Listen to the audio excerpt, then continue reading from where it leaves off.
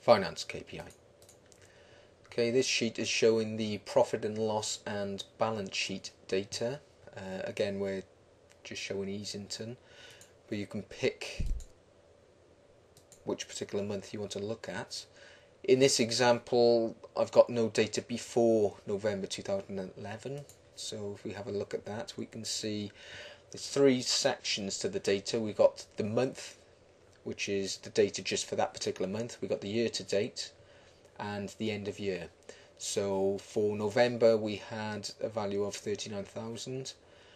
Year to date so far, because there was nothing before that, is also 39,000. End of year is shown as 81,000, so obviously in December there's a significant amount in December as well to take us up to 81,000. So we can see that by picking the December value.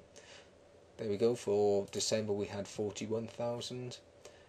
Year to date is obviously the December and the November value, which is bringing us up to 81,000, and obviously because December is the end of that particular year, we're showing a value of 81,000 there as well. The balance sheet, there's no data in there at the moment, but it works on the same principle. So let's take a look at data entry. So we can click the button down the bottom left.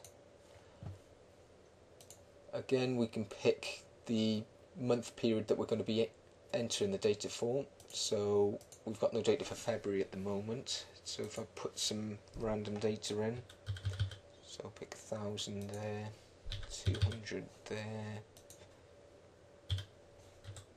5, okay.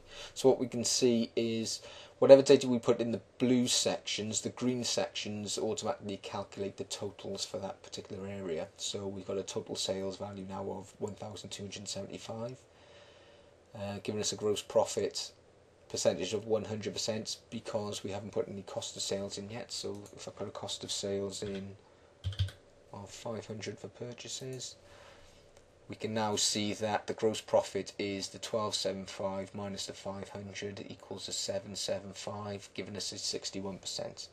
So as you go down this list of adding values into all of these blue boxes where appropriate, then it'll filter through and change your net profit and loss and total overheads for example.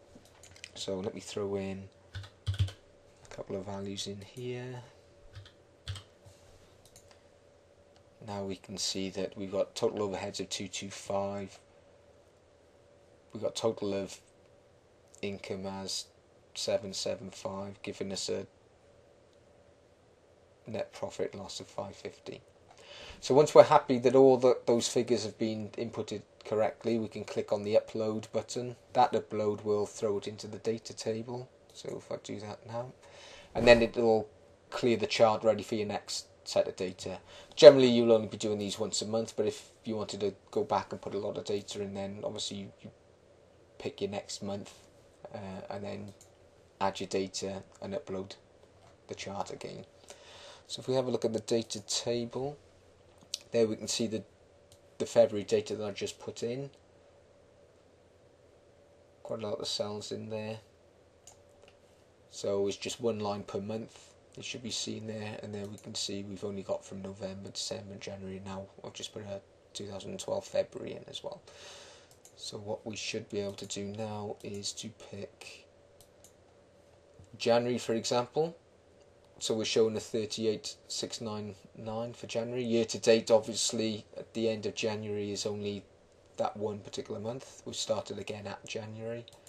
So February, we can see that 1275 that we put in, added that to the January data from previous, takes us up to just under 40,000 for year to date. There's no end of year value, you won't see that until the end of the 12-month period. In this case we're looking at a January to December period.